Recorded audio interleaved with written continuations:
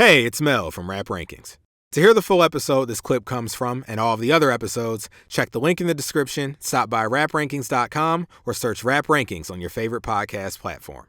And please consider liking, subscribing, and commenting to help us grow the channel and continue our journey as hip-hop's first and premier extreme podcast. All right, so we, Moulz and I talk a lot about having come from a cult on this show. Now, it's not a literal cult, but it felt like one at times. But really, it's a fan community. And our guest here today is a friend of mine. We go way back. He's one of the very first people I ever collaborated on a song with. Back when that was still a weird and strange and scary proposition for me. He's a good dude. I've known him for a while. I'm glad to have him on the show. I'm glad we got him on here early because, it's we got mad seasons planned, but, we got to get the day ones on the show. We got to get him on as soon as possible. So, this man, he goes by the name of Brandon, artist name Lenev. What's poppin'? Man, it is so good to be on this podcast with y'all right now. I've been keeping up with it. I've been watching, episodes, and I'm like, man, these guys seem to have so much fun on this podcast. I was like, I have to get on here. I have to be a part of this in some form. It's an honor. Thank you. And welcome to Rap Rankings. Yeah. Thanks for having me, for sure. The hope is that everybody will have the same reaction as you when they hear, and they, the whole world's I gotta see. When they hear about the show, they gotta get on the show, see for themselves. So, we're here today. We've gathered here today to talk about this track 10, of course, on this Kid Cudi major label debut studio album, Alive, (Nightmare), produced by Ratatat. But before we get into that, I'm just gonna run down the rating system for first time listeners, and also kind of give you a refresher. I'm sure you have your rating in mind, but just real quick before we hop into it. So folks out there, the rating system's like this. It's a 1 to 10 scale. Each number corresponds to a description. It's pretty simple. So 10 means it's a perfect song to you, one of your favorite songs of all time. 9 means you love it. 8 means you like it a lot. 7 means you like it. 6 means it's aight. You don't dislike it, but you can't say that you like it. 5 means you feel practically nothing about it. 4 means it's not the worst thing you've ever heard, but you dislike it. 3 means just you dislike it. 2 means you hate it. And 1 means you absolutely can't stand it. One of the worst things you've ever heard. So, yeah, with all that said, usually at this point, we like to give the guest the option. Do you want to give your rating first, or do you want to have us take the lead and you follow? However you want to do it. I'll let y'all go first. Okay. No problem. I guess that leaves me and Moulz. Do you want to go first? Hey, I never have a problem going first. You're always the one that's trying to pass the buck, it seems. Test the waters. I'm just being polite. I got a rating already. Yeah, so do I. So does Lenev, I'm sure. In fact, I gave it to you last night when we did the episode. That is true. So it's in stone. I can't change it now. Yeah. You technically could, if you really wanted to. Well, I choose not to. And I'll go ahead and just give my rating. Alive, 7-. Ding me, baby. Nice. Okay. Then I'll go second then. So this record, and I'll get into it as we discuss it, I was in danger of fronting on at first. My first playthrough of the album, I wasn't sure, and something changed during my listening to where this became one that I didn't know if it was gonna be something I liked, to it being one of my favorites on the album. So with all that said, it's obvious I like it. It, for me, Alive, (Nightmare) is a 7+. 7+. Yeah.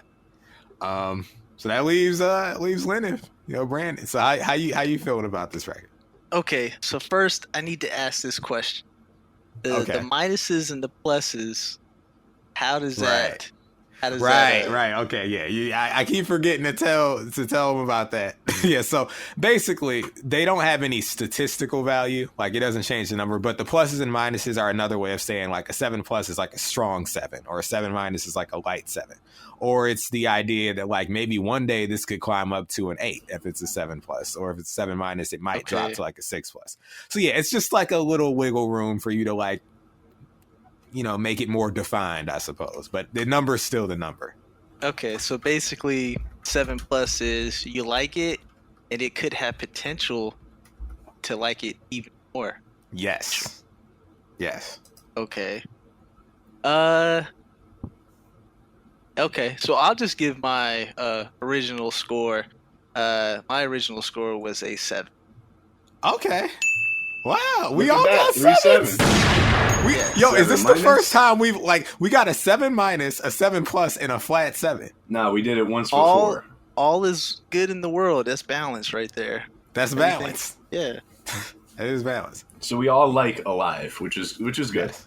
That's a good thing. That's a good thing. You know, I was afraid we get confrontational. You know, I don't know if you know. Well, no, you listen when if this man Moulz has brain worms, so I wasn't sure how he was gonna come in here and start talking about this record. You know, but I'm glad to see we're all on the same page. You know, we might be on different paragraphs, but it's still the same. You're page. the Cudi hater out of the two of us. I'm not anyone. I am a reformed Cudi hater. I was a Cudi hater. I'm not anymore, and I'll talk about that a bit. I'm fine with Kid Cudi because I never go into his music under the pretense that he's a good rapper, so I can enjoy the music for what it is. Okay. Well, a lot of my former hatred had to do with the fact that I think I had mischaracterized him and what his merit and ability is, but we'll get into that. So I'm interested though. So I guess what made you want to come on for this record, and I guess tell us a bit about, you know, what makes you like this record, you know? Sure. So just in general, when you were sharing what albums gonna be on this season, you know, I was like, yeah, for sure the Kid Cudi album, because this is actually my favorite LP from him out of everything that he's put out. So I feel like this debut album from him really was like a good introduction to the world, what Kid Cudi was all about. Because previously we had only known Kid Cudi from like a couple mixtapes, Right. and then most known was what he did on 808s and Heartbreak with Right. Kanye. So I felt like, man, like it was such a good album, especially for the time. Like I'm sure both of you remember this was like 2009. I still remember the Double XL freshman Mhm. cover with, you know, Cudi, Charles, you know, Asher Roth, Currency, B.O.B. But that was such an era for like the new wave of like you know, like blog rap, all that type of stuff. So I just feel like Kid Cudi came in at such the perfect time, because things were starting to change. Kanye had just did 808s, and that kind of that basically birthed the whole new subgenre of hip hop. You know, with singing that was and the auto-tune. green light for a lot of rappers to start doing other things outside of just flat rapping. Absolutely. And then like even, you know, I go as far as to say, like, if it wasn't for 808s and Heartbreak, I don't even know if Drake, like the whole Drake paradigm, And I don't even know how that would've- make that point. And as like a Drake enthusiast myself, it's something that I have to pretty much agree It's with. valid, Mel, you know? because it's valid. before 808s, Drake was making Replacement Backpack Girl rap. with Trey Songz, and he was making records that really weren't doing very much. And as soon as 808s comes out, not only does it change the landscape and on the mainstream level of what's expected now from a rapper, other than just, oh, can he rap? It's like, well, what else can he do? So Drake can implement the singing more fluidly, I suppose, than he was like before. And also the production, I think most importantly, Drake wasn't making the sort of like ambient music that he was making with 40 on So Far Gone on Comeback Season. right. Right. You know, Yeah. so I think definitely like you can just say, at the very least, musically and culturally opened the door for Drake in some ways. And I think Wayne's success as well. You know, it was really a two-pronged thing where it was Kanye on that side of things, but also Wayne with the Carter 3 and just being so hot at the time, everything he touched turned to gold. Between his affiliation with Wayne and then taking some of those musical touchstones from 808, he kind of made a fusion that was pretty unstoppable. Basically, very well put, describing that. I mean, you know, just to kind of go into it a little bit further, you know, before pre-808s and this whole different, like, change what, you know, hip-hop really turned into further down the line, it was really still just like, you know, Wayne was basically at his lyrically, you know, his lyrical peak, and it was just Wayne era, and he was dropping so many mixtapes. I mean, the bars were so incredible, especially for a Southern rapper. You know what I mean? He had kind of reached this you know, point. He was just kind of at the pinnacle. And you know, Jay-Z had already came back, but you know, Wayne, he basically took the throne, and it was basically the best rapper alive at that point. So definitely, like, being affiliated with Wayne and then the 808s thing, I feel like it was just kind of perfect timing for Drake. But Cudi has a very unique position that he plays in all of this, because he's never really, to me, seemed like the kind of guy that's tried to be the next Jay-Z, the next Lil Wayne. You know, I see Cudi as just an entity onto himself. Maybe whereas Drake took from Wayne and from Kanye, you know, Kid Cudi is maybe taking some cues from Kanye on some levels, but he's not existing in a space where he's trying to compete. Right.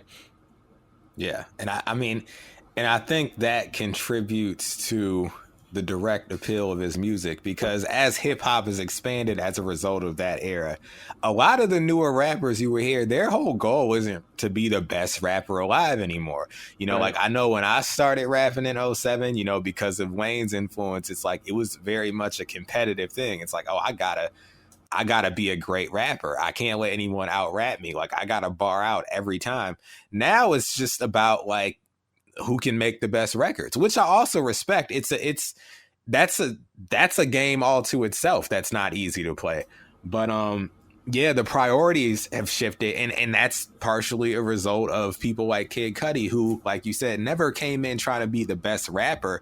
It was more so about making great music, about expressing themselves authentically, you know, tapping into things that, you know, weren't really being discussed as much by the contemporaries. So yeah, he just came in at the perfect time as things were shifting. And I think this record, you know, I was alluding to it, you know, I basically misinterpreted it. So when I first heard it, my takeaway was like, oh, you know, he's like out and he's lost and he's depressed and he wants this girl to, like, salvage him. And given my experience in life and things I've learned from women, you know, and just growing, I'm like, man, that's probably not the best approach, expecting this girl to do all of this emotional labor for you. But I think I was looking at it wrong. In my like initial impression, it's like, oh, this, you know, like, it ain't really her job to do this, you know. But honestly, what changed it for me, because I always liked the music, I like the instrumentation of it, so that was never a problem. But I actually did some research, and I want to read what he said about the record. So he said, this one's called Alive, produced by Rat-a-tat. And in this song, I'm turning into this werewolf. metaphorically speaking, like I'm turning into this beast, you know, kind of like a sexual maniac. You know what I mean? He's turning into this beast where he goes out at night, gets drunk, and looks for girls. He's on a prowl. And he's looking for a girl, though, to help him change his ways. You know what I mean? To change the curse of the beast, you know, and to make him human again. And that's why you hear in the verse, it's like, my skin is burning and my heart begins to speed. You know, there's something wrong with me, like I'm turning into a werewolf. But then, you know, he likes it. And then he's on the prowl, and you know what I mean? To feast on something young and pure, like some really hot, pretty girl. You know what I mean? But he's hopeful to find someone that he could really love to reverse the curse. And that's what this song is about. It's a nightmare. After reading that, I was like, you know what? This saved the song. And for once, you didn't get that from the lyrics. It's all about turning into a werewolf. Not quite. I looked at it more of like, okay, he's a melancholy man and he wants love, which is fine. That's not an offense, but I think he's going about it the wrong way. But now I look at it more of a, you know, the nightmare aspect of it. I'm like, oh, yo, yeah, this is dope. Like, he's a werewolf, you know. And for once in this review, Kid Cudi describing something he did doesn't make me want to call him a basic boy.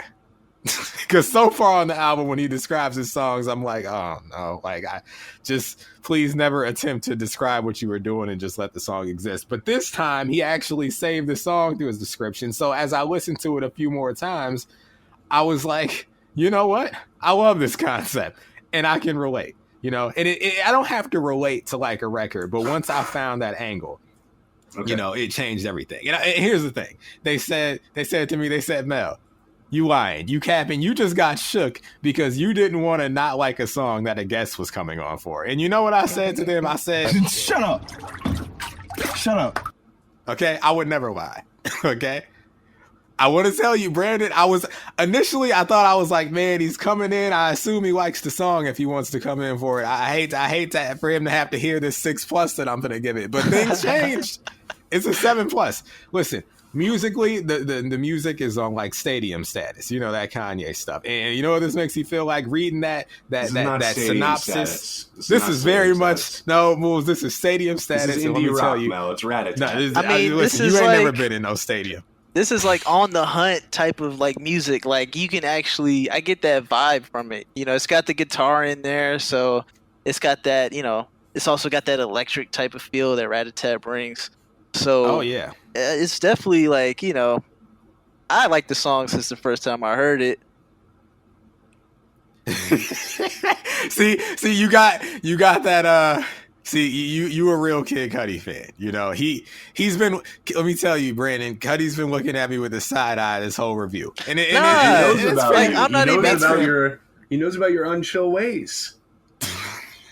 Nah, like no cap though. I'm not even gonna lie. I'm not even really that much of a fan because I couldn't even tell you. I couldn't tell you the second album I like from him the most. Like all the other albums, they're kind of just all the same to me as far as, you know, the way I like them. But I mean, the first album I felt like was really good. You know, it was put together well. The beats were good. It had the narration by Common, and it was all well tied together. But, you know, everything after that, I don't know. It just kind of, some things were hit and miss. His music got really dark, and I don't think it ever got as bright as this album.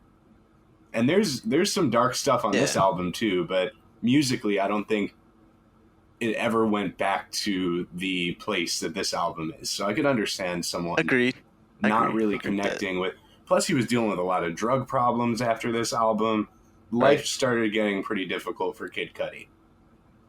Well, you know, I'll say this. From what I hear, Brandon, pretty much that seems to be the general consensus about him and his catalog. You know, I was on KidCudiFans.com the other day, and it seems like for a lot of people, it seems to be a split. Like, you know, the first two albums, you have those fans, and then there are the people that stayed on the ride, you know, that like the stuff after. And it seems like it's two camps. There are people who think like, oh, he fell off after, you know, the sequel to Man on the Moon.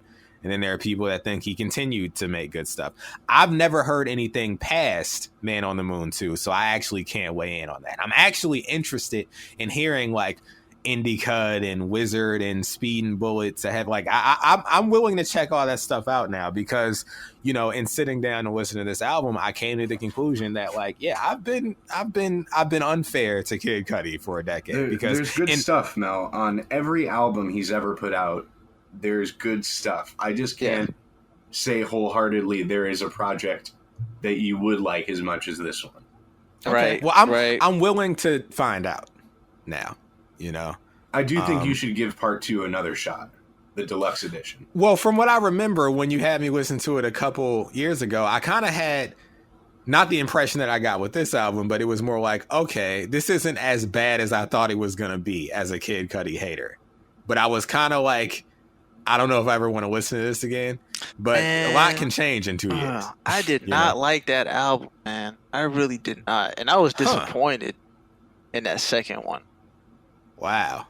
It's a tonal shift from the first one for sure. It's a much, much darker album, and musically it dabbles in completely different sounds than this album does.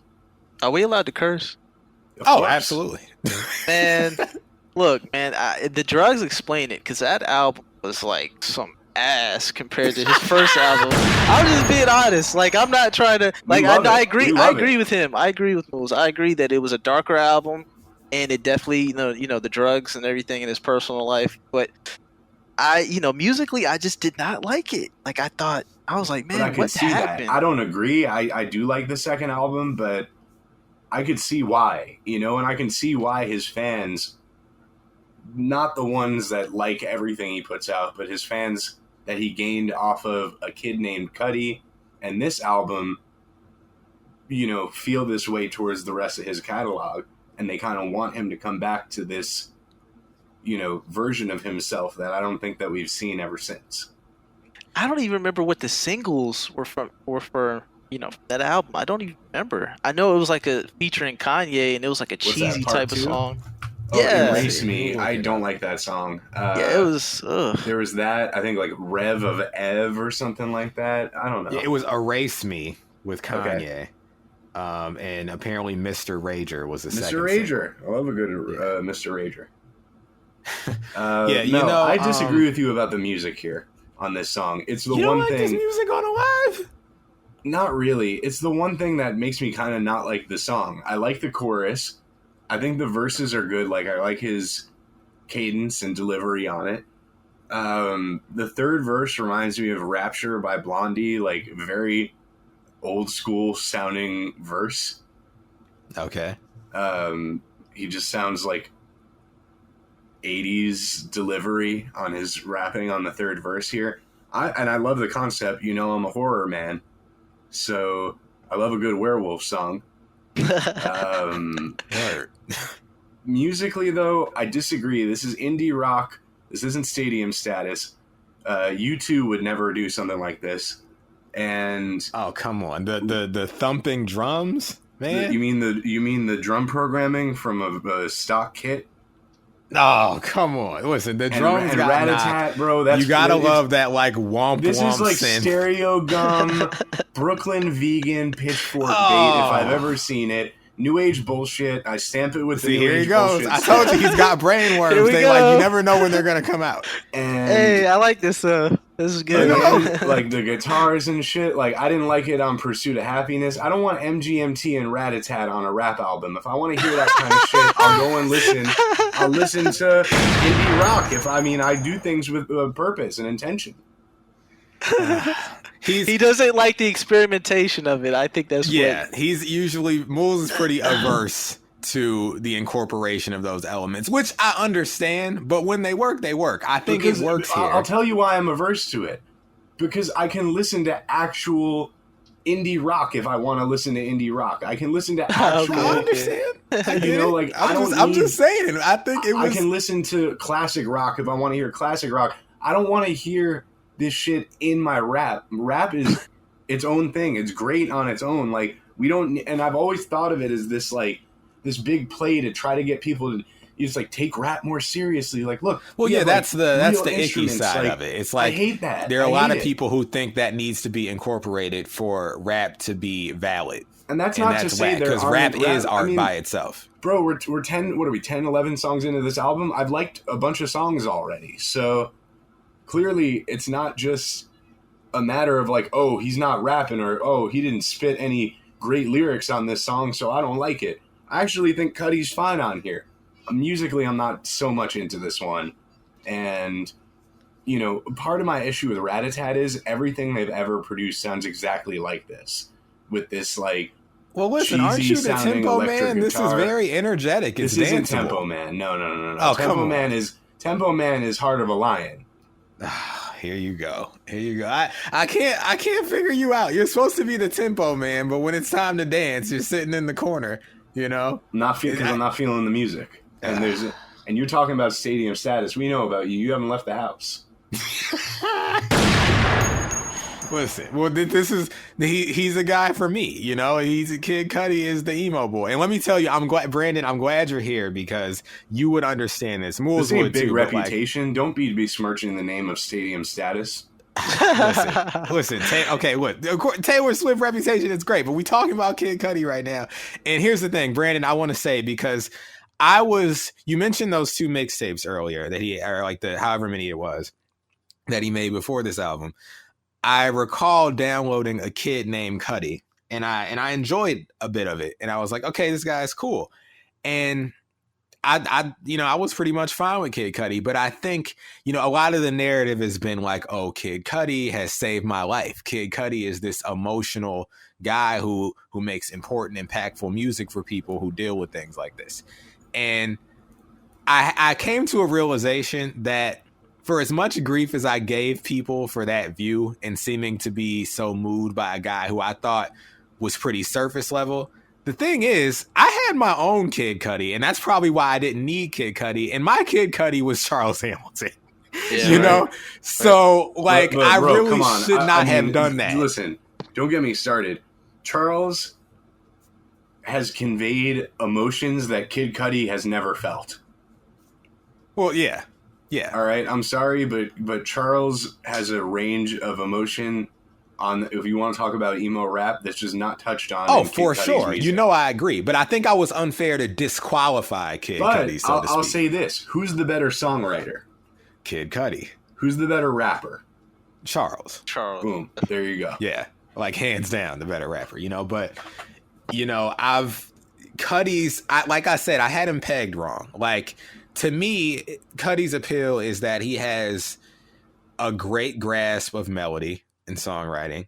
He can make a catchy, sticky song, you know, and coming from where I came from, I just kept looking at him as a rapper, and I would listen. I'd be like, this is y'all mans. This is the guy that saved y'all life. Like, are you serious? Listen to Charles. But now I've grown and I appreciate songwriting more, and I hear these Kid Cudi songs. I'm like, this is a great song. It's just like, this works as a song. This is good music. That's right. You know, and yeah, Why would you want Kid Cudi to be a great rapper? Now, don't get me wrong. If he was a great rapper, I think his songs would be even better. Well, right. But theoretically. Right, because sometimes what's dragging these songs down are some of these verses. But, yeah, you know, him being a better rapper would be great. But do we need Kid Cudi to be a great rapper? Or is he fine as a great songwriter? Well, great question. And I'll say, yeah, we don't need Kid Cudi to be a great rapper. But that's where the huge generational debate starts, because it's like, you know, you got a certain set of purists who are like, no, rappers need to know how to rap at a certain level for us to take them seriously. And then we have a newer generation that's like, yo, as long as the music is good, you know, it doesn't matter that they're not like a top 5 MC. You know, you got the Travis Scotts out here. You know, people love to talk like hashtag vibes. You know, he just knows how to make songs that they like. You know, no one is going to say, nobody's going to want to hear Travis Scott in a BET cypher. But let me ask you this, Mel.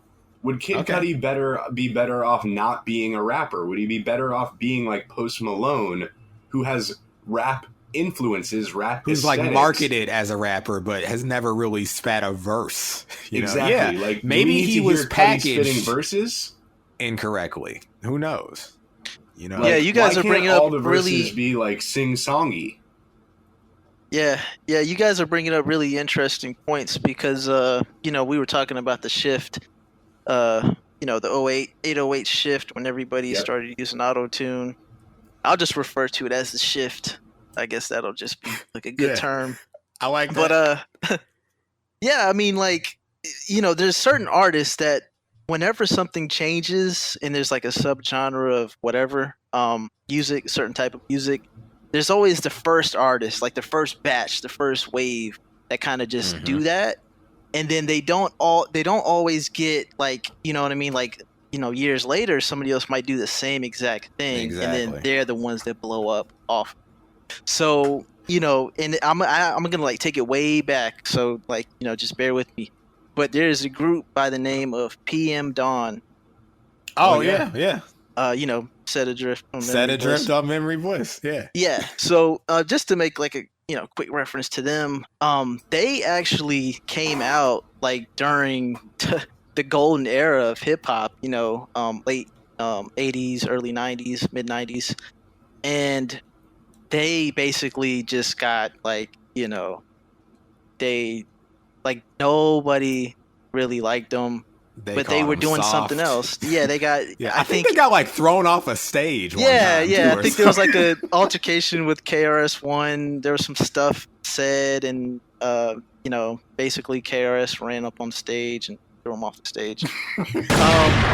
Which is, you know, it just goes to show you, like, you know, you could be the first to do something, and then the first to actually just, like, if those guys would have came out now, 2020, you know, those guys would be like, you know, through the roof, like, you know what I mean?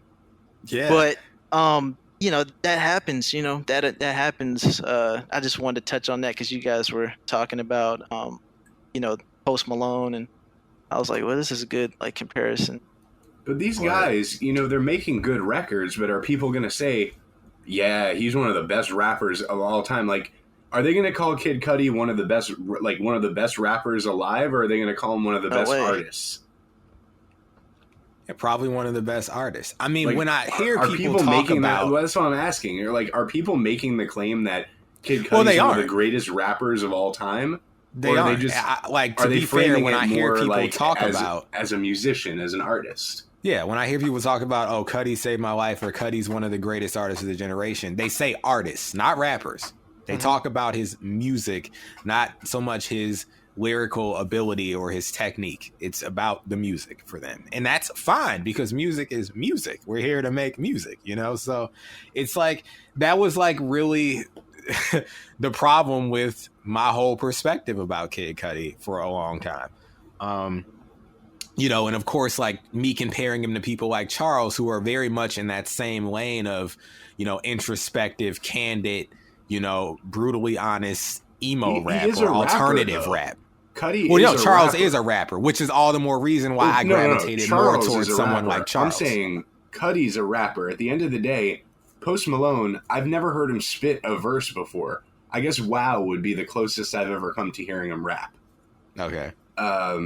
So maybe as like a rap song, but Kid Cudi has numerous verses. Yeah. You know, and I mean, not they're actually ones. He has actual rap verses, so he is a rapper. Yeah. You know, it's the same thing that like I say about Future or Young Thug or Lil Uzi Vert. It's like they have songs where they sing, sure, but they also have plenty of rap verses. So I file them under rapper. Kid Cudi, I file under rapper. I don't file Post Malone under rapper because I've never actually heard him rap. I always hear him singing. I mean, we've heard his albums now at this point. I've heard every Post Malone album. Hey, I like Post Malone. I don't know if that's a controversial statement, but... Well, I mean, you know... And you ain't black. That's right. We went in, though, when we originally did this show, the show that you guys never heard, we went in and did one episode, then we went and set up another 3 albums for our next episode, Post Malone Stoney. I thought he was a rapper. And we listened, and Moulz and Mel both enjoyed this Stoney album. Yeah, and that was, like 3 years ago? You know? Yeah, 3 years ago. We didn't know what to expect. I'd only ever heard, like, White Iverson and, like, a couple other songs. I thought he was a rapper. But yeah, I thought he was a rapper. And then we hear it. It's like, oh, this isn't rap. This is just like pop, you know? Right. So, yeah. And I mean, I think if Cudi would have been presented to us in a similar fashion, and it's not that he's unsuccessful, obviously. I mean, we're talking about him now. I think he would have people... avoided a lot of the criticism that, I'm not just saying like the way you viewed him, but I remember there was a lot of contentious debate about Kid Cudi in 2009 on rap message boards about the validity of this guy as a rapper. Really? And we could have really avoided all of that had we just not marketed him as a rapper at all. Yeah. Yeah, I mean, so here's the thing. Like, I don't feel like anybody listens to Kid Cudi for his raps, like, specifically. I feel like, you know, what he does melody-wise, you know, I think more infamously for him is, like, his hums, you know what I mean? I think that's always, like, a good meme for Kid Cudi. Man. Like, yeah, people like that because he taps into, like, a very specific demographic, you know, people that might be depressed, emo rap, and I think that people just connect with them on that level. And you know, the raps are just kind of there. I don't really feel like people are, you know, they're going, "Oh, you hear that new Cudi verse? Bars." You know what I mean? But I think it's really the singing. Well, Brandon, do you remember when Kanye was doing the Good Friday series that he put out a record called Christian Dior Denim Flow? Oh yeah, he gave Kid Cudi like a fucking like 32 bar verse at the end of the song. Yeah, I mean, you know, like, you know, yeah, that's a great song, by the way. But yeah, I mean, I always feel like Kid Cudi's verses are just there. Like, you know, it might be a bar or two that might be okay, but I don't really feel like people listen to him for his raps. I feel like sometimes they're clever, but they're never really on that like good rapper level. Like, you know what I mean? Right. Yeah.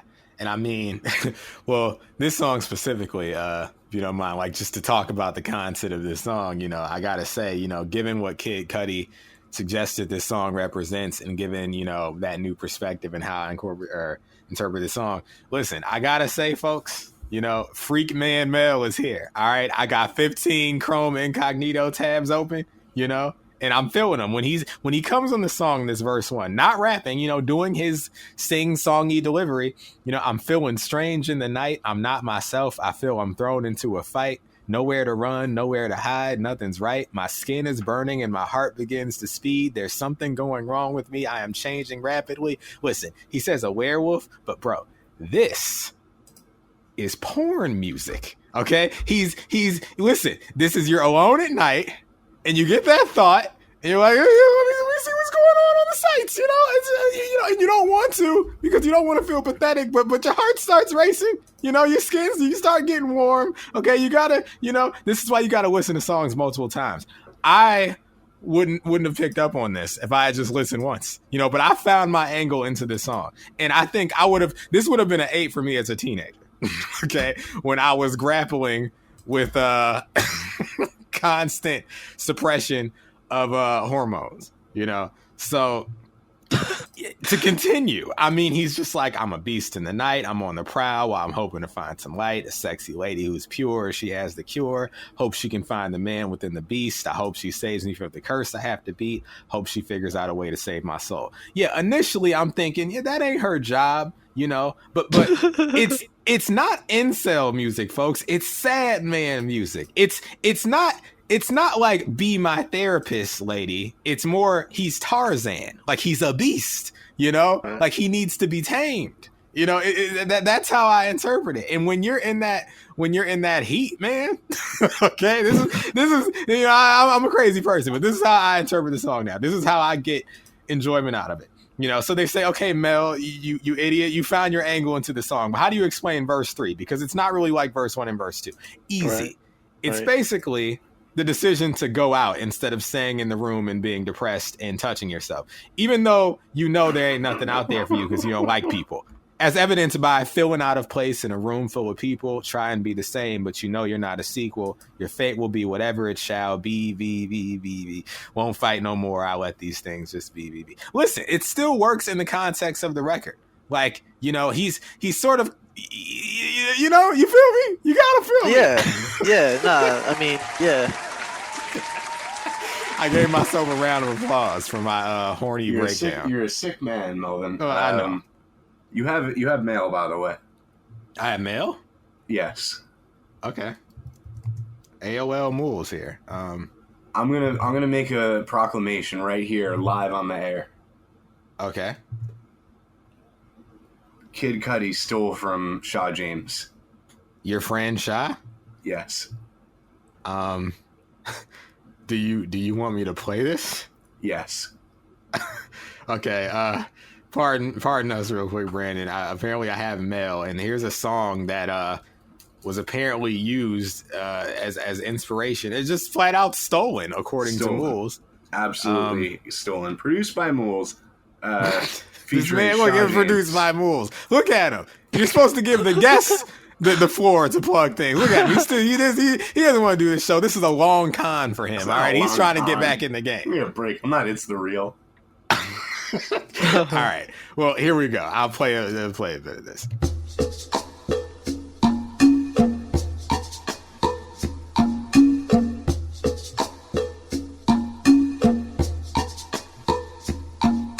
I'm more of a night person than a white person that might just bite a person. What? I know you spite this person, but it's fright, I'm certain, that makes you dislike the serpent. Running from the sun, I will be forever young. Blood still on my tongue. Where did this hunger come from? A savage. With the darkness, I have a marriage ability that's far beyond average. And to relationships, I bring baggage. Me and the undead are newlywed. It's something that I truly dread. Listen as this movie says, what I thirst for is ruby red. I made Judy bled, severed her head and drank the nectar direct from her neck. I crave the shade, so my choice is made. I try to fight the call of the night. It grabs me so tight. This life. Sit in the back of the church, dressed in all black, and I lurk. I sort of laugh and I smirk. I thought this act would work, but my mask starts to crack. I'm not used to that habitat, so I react with a snap. Be monsters back, chill with wisecracks. I don't like that. You come out in the night strutting that ass, and I might like that. As the appetite ripens on this liking, it gets frightening and exciting. I feel so strange when I grow these fangs. I might just drain the blood from all your veins. I'm waiting for eternal damnation. I wear my heart on my sleeve. Go ahead and put a stake in. Leave me in the sun so I can fly like bacon. A big mistake is what you're making. Alright, I think he was getting his werewolf and vampire mythology mixed up a little bit. Listen, I think it's not quite a reach. I think what you should do is you should get Shy. Y'all should go on down to that Supreme Court, talk to that Amy Coney dog lady, and try to get this thing settled. You know, because you might have a case. You might have a case. Horrible song, by the way. Horrible song. I love Shy. Well, produced by Moulz. So. Horrible song. Hey, that beat was kind of alright. It was straight, you know. I agree. The beat's alright. You know, it's not my best work.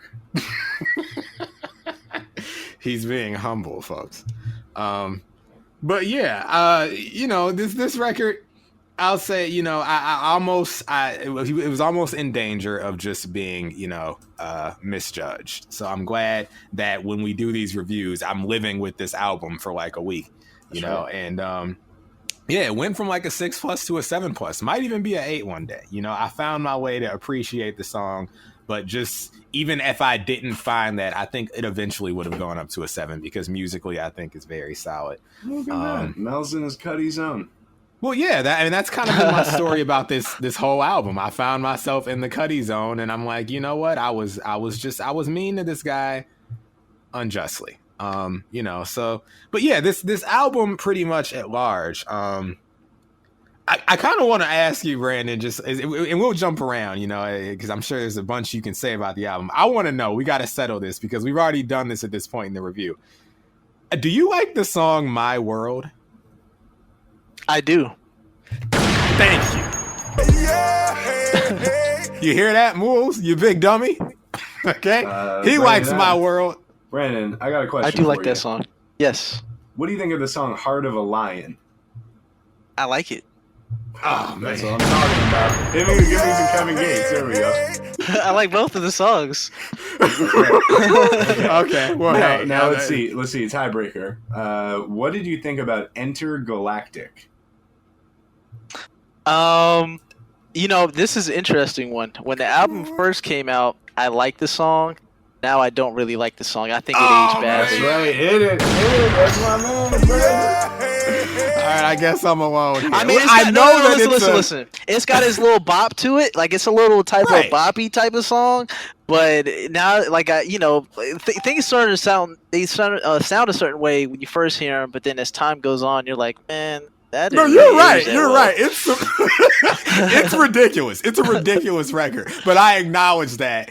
And that contributes to my enjoyment of it. It's completely goofy. I mean, you know, he's doing the spoken word thing. You know, he's saying some wild stuff. Like I was saying, like the man got on the song and said, reaching out to outer space, dancing to awesome sounds, you know? But what can I say? I like it. I was telling Moulz earlier, like, I kind of falls into that She's So High territory for me. You know, like She's So High is better than Enter Galactic. You know, yeah, for sure. For sure. Hit me with another Kevin Gates. Yeah. I don't even know what he was on when he was recording that song, but I can just imagine like them thinking that like that was the hottest song. And he probably thought this is so good, like people are gonna love this.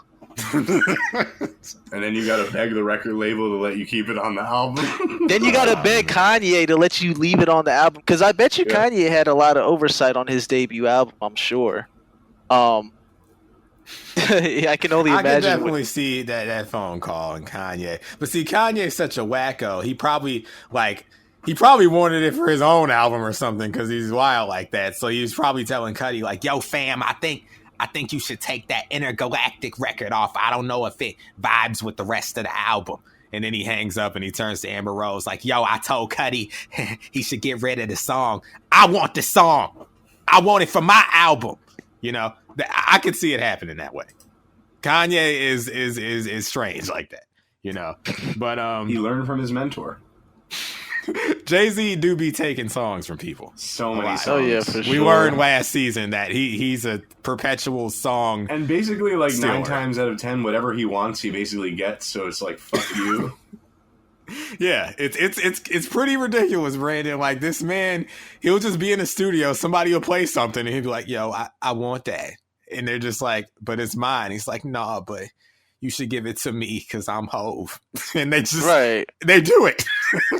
I mean, it's the Hove influence. I mean, he's Jay-Z. You know, he's gonna get what he wants. You know what I mean? Pretty much. You know, like he's at least getting a verse. If you're not giving it to him, he's taking a verse at the very least. Also related to this, I think Cudi had put out a tweet at one point that there was a Jay-Z verse on "Wildin' 'Cause I'm Young" off his second album, and it just never got released. Yeah, there is a Kanye verse on that's not on the album version. Huh? It was one of those like leaks. Yeah, it was a leak, and then when the album came out, his vocals had been removed.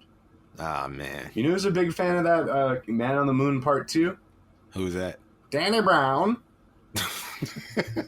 I mean, a lot of artists are fans of Kid Cudi. Yeah, I mean, Travis Scott, you know. Yeah, I mean, Travis Scott he's spoken about that. And Travis Scott comes from Scott Mescudi, a.k.a. Kid Cudi. Yeah, you know, and they're the Scotts now, you know, like they got their little duo thing popping.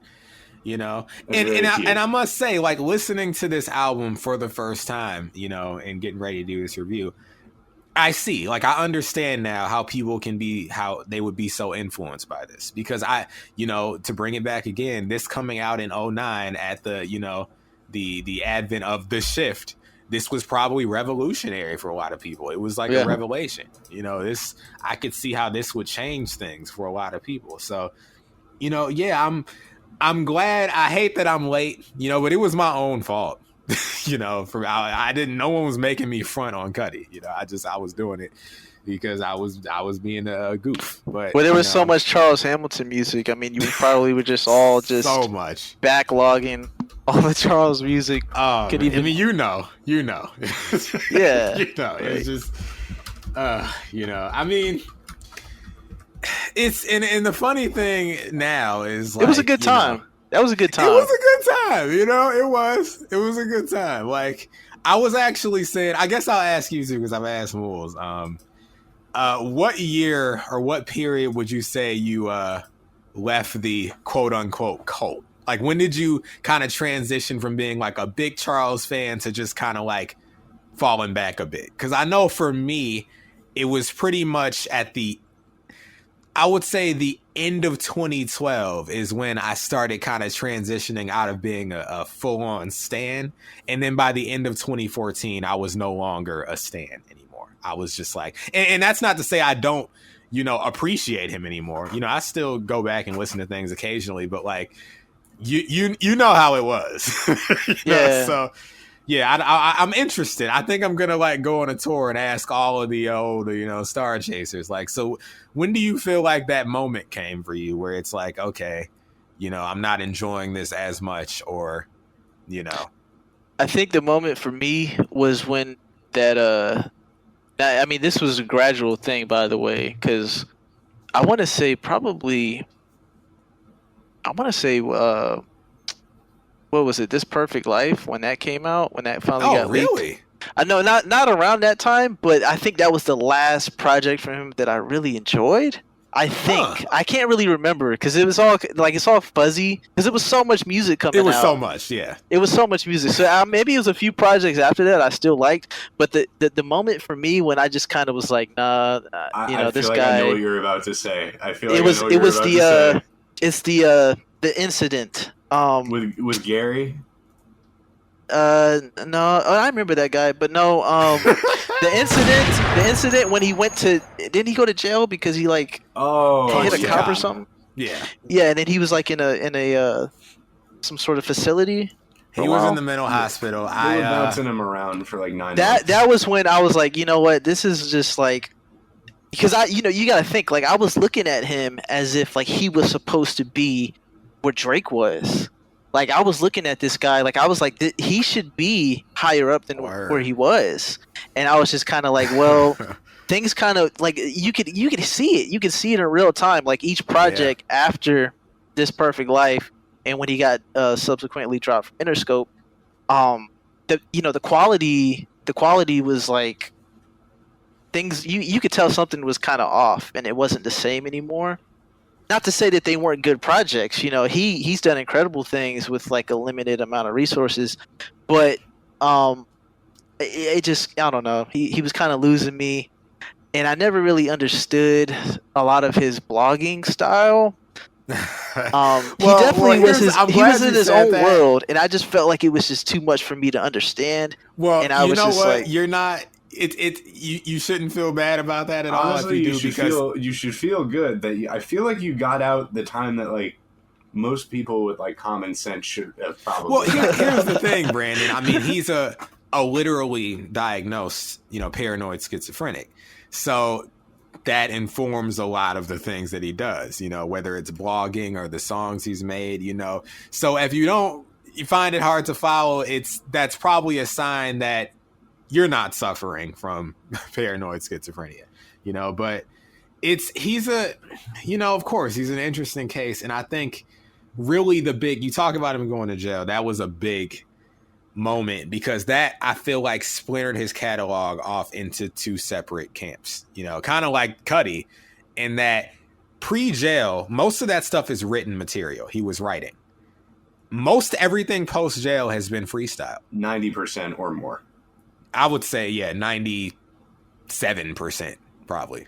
Maybe 95 because Hamilton Charles was written, obviously, but in some other, scattered things. But yeah, it's just, it's one of those things. He's pretty similar to Cudi in that way, I mean, they're both from Cleveland. They're both emo rappers. It's just right. They both have struggled with mental health issues. I they feel both like were on the magazine cover together at the same time. They were on the same cover, and I feel like Cudi's trajectory is kind of what Charles's could have been in terms of the space that he occupies. I don't know if he ever would have been. I don't know if it was a matter of just having Cudi just had more connects and better people looking after him and much less severe mental issues. Yeah, and a lot healthier. But I think also Cudi had a level of accessibility that Charles, I won't say couldn't have had, but clearly didn't desire to have. Right. So, actively pushed against. Yeah. At any opportunity. A lot of times he was like, his hatred of Brooklyn girls, for example, just a lot of pushback against that system, and I don't blame him. But it's funny, Brandon, that you mentioned that you thought he would be up there with Drake. I remember telling one of my friends at the Kid Cudi album or mixtape release party at the Highline that I thought that Charles was going to run the underground and that Drake was going to run the mainstream. And never have I been so right and so wrong in the same sentence. You were 100% right in one case and 100% wrong. I was dead on, and this was December of 2009 when this took place. Or no, December of 2008. So this was 2 months before So Far Gone? Yeah. I said, Drake is going to be the biggest mainstream act of this entire decade coming up. And Charles Hamilton is going to run the underground. He's going to be the biggest underground rap. He's going to be what Atmosphere and MF Doom and all these big underground rappers are. He's going to be bigger than all of them. He's going to be the biggest underground rapper of all time. Yeah, and I can totally see, I can see that, you know what I mean? Here's the thing, Drake, I knew Drake was going to go, from the moment I heard him. Especially So Far Gone. I knew he was going to blow up. I knew he was going to be huge. I always thought that Charles was a way better rapper, though. So I felt like Drake had the accessibility to really catch, the masses. But I feel like Charles had the bars. I feel like Charles had the lyrics, and I feel like he was just what? I just really thought of this as I was saying the other thing. This would have never worked for Charles because a lot of the draw with him was the fact that he would sample literally anything and everything. And if he were to really, quote unquote, run the underground, who's going to clear all these samples? Nobody. No. You're just asking for trouble with the kind of stuff that he samples. Pretty much top 40 from the past 30 years. Mm-hmm. So he's not digging deep for samples. These are all, a lot of Charles stuff are almost novelty samples. So he couldn't have run the underground because he'd be sampling fucking Marvin Gaye and the Beatles and Pink and Jennifer Lopez. And there's only you can't do that. Yeah. I should have known then, I should have known then that was, a losing game unless all the music's going to be free. I mean, to kind of just I could talk. We could, literally, we could have a podcast just on him. We could talk about it. You could probably have an entire season just on him because of how much stuff he has. But series, to just kind of to summarize the whole thing with him, I feel like he's such a musical genius that it almost in a way worked against him. If you think about it. That's very valid. He was so talented, and I just felt like whatever he had on, just on a personal level, he couldn't get past that and just be an artist and just kind of become successful. It was always something he was working against with himself, and he never really allowed himself to truly flourish. I feel to this very day, that's kind of his story. Yeah, I mean it's music consumes him to a fault, and I realized that some years back where it's this isn't his rate of production is not healthy. Not only is it not normal, it's not healthy. And it's like, this is literally all he does. Like, I've watched him work like live, you know, not just on Ustream, but like I've been in like private Skypes or whatever. And it's like, he goes into like a catatonic state when he works on music, to where it's like, he's somewhere else. Like, he's not with us, you know, and he will do that for 12, 13, 14 hours at a time, you know, and just go to sleep and wake up and get right back to it. Like, you know, like I've talked with this, to Moulz about this plenty of times. It's like, I've wondered, like, does he ever watch TV? Like, has he ever like just going on a walk? Like, does he go to the grocery store? Like, I really don't think so. Like, I think he eats, you know, when he remembers to, and he just makes songs and sleeps. Like, that's it, you know? But yeah, I think what you were saying too about like Drake, like, I didn't become a Drake enthusiast until 2013. I always liked the guy, but like, yeah, Charles was my preferred guy because, yeah, I felt like he was the better rapper. He had more to offer. It was a little more detailed, a little more nuanced. He was making his own beats. He was singing. He was the complete package. Right. You know? But yeah, it's funny how, you know, it's not that my appreciation of Charles has waned. I mean, I still appreciate him for the reasons that I think I did, but there's a different type of enjoyment for him now. Whereas Drake, he's grown in my appreciation of him to where, like, if I were to go back to 2009 and tell myself, like, yo, like, you're in the future, you're going to be listening to more Drake than Charles, I would have been like, yo, what happened to you? Like, what did you let them do to you? Like, I would have grabbed myself by the shoulders and shook me. But no, I have that memory of you saying Hall of Fame was better than Take Care. Now, listen, I was on drugs that year. What? No, you got to understand, Brandon. This was at a time where this was like 2013. This is before I was really evaluating how I felt about me. I needed a show like Rap Rankings at that time because, like, in all actuality, I don't really like Hall of Fame that much as an album, but the songs that I really liked, and it was my first Big Sean album. So I'm like, yo, this is Big Sean, he's good. This is one of my favorite albums of the year, you know? So I was running around telling people, yo, Hall of Fame, you know? And now I'm like, oh my God. Well, let's like, look. You know, I'm on the board right now. You gave Drake Take Care. What do we have for Drake Take Care? You gave it a 78.5%. You gave Hall of Fame a 47.5%. Now, I never said Hall of Fame was better than Take Care. I know I didn't. There's no way I said that. You did? I did not say that. Where did I say that? You said it on Facebook. Nah. He's about to pull up a Facebook post from like. I can pull it up actually because I got the records. I can pull this up. He's got it archived. He's got it archived. It was your favorite 10 albums of the year, and you were saying something about how Big Sean had a better album than Drake, and that's why he made your number 10 spot or something like that. It wouldn't have been Take Care then. It would have been Nothing Was the Same, Nothing which Was is the Same, still yeah. me on drugs, but, you know. Hall of Fame is better than Nothing Was the Same, I think I saw you say. You know, it's a sign that Facebook won't let me do the filtered search right now because I could definitely be looking this up. You guys both have Facebook still?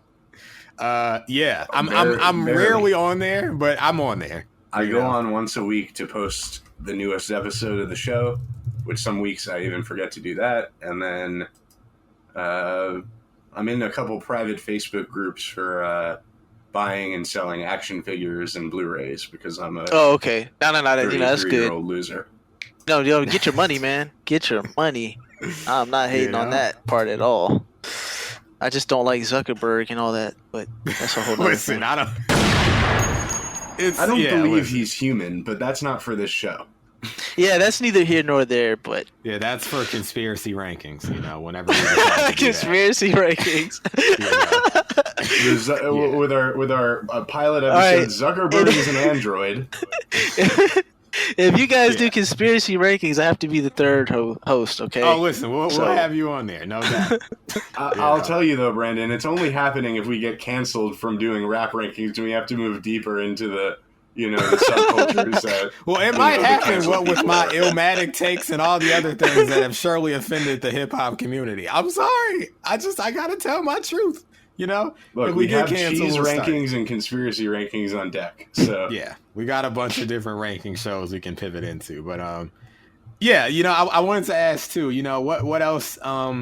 You know, you may have wanted to discuss about this album, because I know you reached out, and we, like I was telling you, we were excited because we always like to hear. It's like, you know, you were like, "Yo, can I be on for more?" Listen, we would love to have people on for more. It's just the nature of the show. Like, as you can see, it's already been like an hour. Like, we just, you know, it's all time be flying. But I wanted to know, like, you know, just you know, general feelings. Anything else you want to point out about the album? You know, your experience with it. You know, that sort of thing. I guess to just touch on it a little bit more. You know, like I said, it's around the time the shift. One of the first albums after 808s, really, that kind of just branched off more into that type of field. And you know, from being such a rap, just really like, you know, the rap that I fell in love with in the beginning was like DMX, you know, 50 Cent, yeah, that's what I'm Eminem, talking you know about. what I mean? See, this man knows rap. That you listen, Mel? Yeah, I'm and listening. this is like the initial stuff that I fell in love with, and especially G Unit, you know what I mean? 50 Cent. Woo-hoo! Talking my Like- language right now. Yeah, I mean, like, no, I'm a Lloyd Banks, like, that, he is like really top tier rap. Agreed. Lloyd Banks is underrated. He is super Absolutely underrated. And he actually, you know, this is funny that we bring up like the Charles thing. Him and Lloyd Banks, I feel like, well, the Lloyd Banks thing is that he didn't like the superstar aspect of it. Like he was super lazy, I heard. And that he would Well, he only didn't like to make he the didn't music. Like the fame. He didn't like the. He fame, didn't like the but- fame, exactly. But he loved like the music aspect. He just didn't like everything else that came with it. And I think that's kind of something that Charles also had. He didn't really like the fame. Charles He too just much of liked a making the weirdo for music. Banks, though. Like I've been in the same room as Banks. Very quiet dude, doesn't talk a lot. Like Charles is a little too out there for Banks. I think Banks would be looking at him funny in the studio. Yeah. Like Max, remember Mel Max B? Oh yeah, the infamous video. I'm sure you've seen it, Brandon. Oh, where, like, yeah, I've they're seen it, making yes. the North Pole. Yeah. And it seems like Max B is just ignoring. Man, it's like it feels bad to watch. It's like, oh man, like Charles is like trying to It's like. awkward. It's an awkward video, but that Yeah. song came out so well. I'm a and big that just fan of goes that to song. show I'm a you big fan how of that talented Charles was. He could be in a completely different environment and Yep. still like they put out heat together. So that was an awkward video, but a very dope song. It's a very funny video. I enjoy that video. That is I like when the enjoyed the video. nerd. That's like when the nerd meets the street guy for the first time, and it's just like, Yeah, it's you got to see it, folks. It's out there. Just type Charles Hamilton Max B. It'll pop up. It's like first page material. And like It'll Max pop up. B's like rolling up a blunt, and he's probably writing his verse in his head at the same time. Right. And Charles is like, "What direction are we gonna go with this?" Right, he's like trying to he's sell him on the he's like- record, and Max He's like, is just like he's like, kind of. nah. He's like, no. We got to do this type of like vibe. I'm feeling like, it's a funny video. It's a funny video. Yeah, against all odds, like I'm telling you, folks, the record came out decent. I've always liked the record. It's not I a like bad the record. North Pole. It's By a any good. means. I like that song. Yeah, I like the sample too. That's probably another Oh yeah, reason. classic. That Gap Band, you know. Yeah. Yeah. Yeah, But you know. yeah, I mean, the Kid Cudi album, Man on the Moon, End of Day. Overall, just a really good album. I mean, it's got songs like, of course, Day and Night. That lived, that aged well, Classic. I think. Classic. Yeah. We got Sky Might Fall, produced by I like that record. Kanye West. I like that song too. I'm just going through the track listing. Higher. I like Featuring Higher. Chip the Ripper. I like that And song. that's one that like I think is gonna go up for me because I have no issue with the record. It just seems sort of kind of an outlier in comparison to everything else. That is a you know, mood. That is a quote unquote vibe. Yeah, the vibes. Like I appreciate the vibe of it. I mean, I'll be talking about it later on in the show. It's nowhere near a bad record. So nowhere, and I would never say it's a bad record. Yeah, I mean, this is honestly, I think it's an album I wish I would have heard when it came out. you know? And at that point in my Kid Cudi awareness, I hadn't developed a hatred for him. So I don't know why I didn't listen. You know, I probably just in the Charles world, in Sega land, you know, like I was really only listening to him. And at that point, it was maybe him, Drake, and Wayne, and that was about it. But yeah, I wish I would have heard this in the moment because I think I would have appreciated it. I think I would have liked it. You know, I hate that it took me, you know, over 10 years to hear it. But yeah, I mean, Kid Cudi is a good artist. Like, I can say that now, you know. I owe that man apologies, you know. Well, don't start apologizing yet. One of Kanye's best made up words, by the way. Apologizing is great. I don't care what you say, Moulz. It should be in the dictionary because it works, even though it's a fake word, because we know what it means. You know, we know it's just a modification of apologizing. Apologizing. We're just cutting some letters out. You know, rearranging some things. It works. Nobody said it before that. Nobody ever picked it up and said it afterwards. I did. I've said it in my day-to-day life. You're a sick man. We've heard about you, all about you.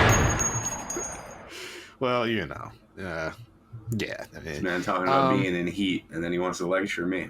I was alive, bro. What do you want? Is this, you know, you can get on that at spangbang.com. Anyway, is there anything else you'd like to discuss, Brandon? You know, nah. For this episode, I feel like we went over it very well. And branched off into more general the album itself. So I think we did it. Oh, all right, shoot, dope. Well, at this point, we just want to give you the floor, and you know, if there's anything you want to promote, anything you want to tell the audience you're working on, you're doing, you're a part of, anything at all, or you don't have to plug anything. You could just tell us your favorite TV show. The floor is yours. You can do whatever you want. Okay. Let's see. You know, actually, no, nothing.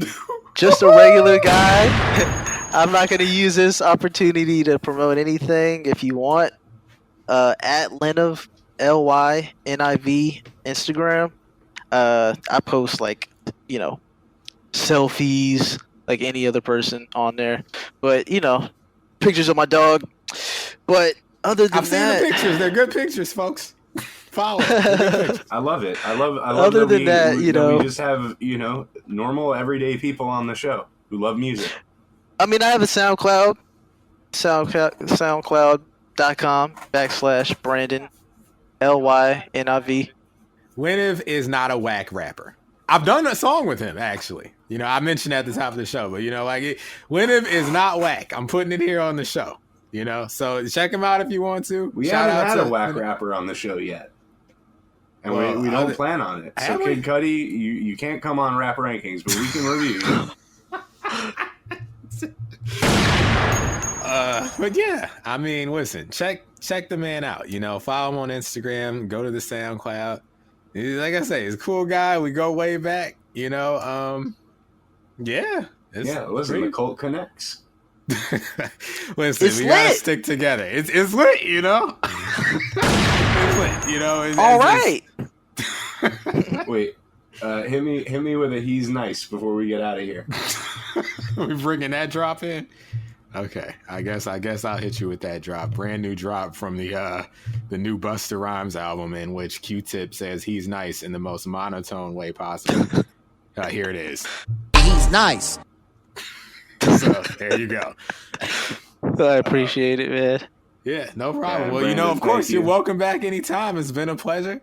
And yeah, hey, if y'all go back and review the PM Dawn album. Oh, listen, you're penciled in automatically. And listen, if we ever do Lloyd Banks, you're the first person I'll think of. Yes. Hey, Beg for Mercy. Have y'all done that one yet?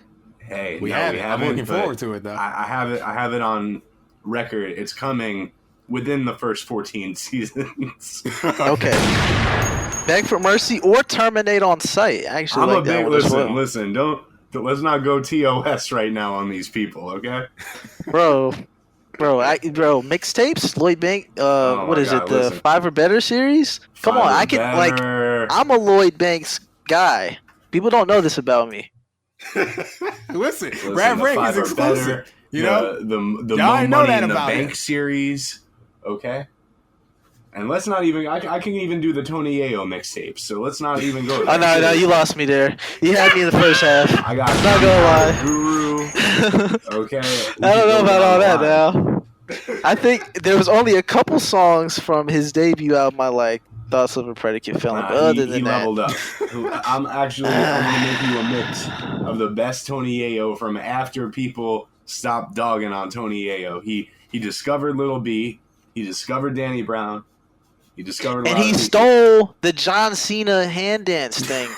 And he did the can't Johnson. see If me. he didn't steal it, that's like he's bigging up his brother. He's bigging up his burrow. He's that thorough. Plus, he knows his own flow is man, floors. all right, man. Listen, John Cena, needs to give him one of them attitude adjustments. We'll do a John Cena album on the show too. Yeah, why not? He made a rap album. Oh man, I remember that album. John Cena and the trademark. Yeah. John Cena's not a bad Like, I rapper. almost feel embarrassed that I actually heard that album. I listened to it. Like, I own it. oh. So, it's all good. Yeah. But yeah, Brandon, thank you so much for joining us right here on Rap Rankings, and we will surely hear from you again soon. Yeah. Y'all have a good one, okay? Yeah, you too. You too, bro. Peace. Hey, it's Mel from Rap Rankings. To hear the full episode this clip comes from and all of the other episodes, check the link in the description, stop by raprankings.com, or search Rap Rankings on your favorite podcast platform. And please consider liking, subscribing, and commenting to help us grow the channel and continue our journey as hip-hop's first and premier extreme podcast.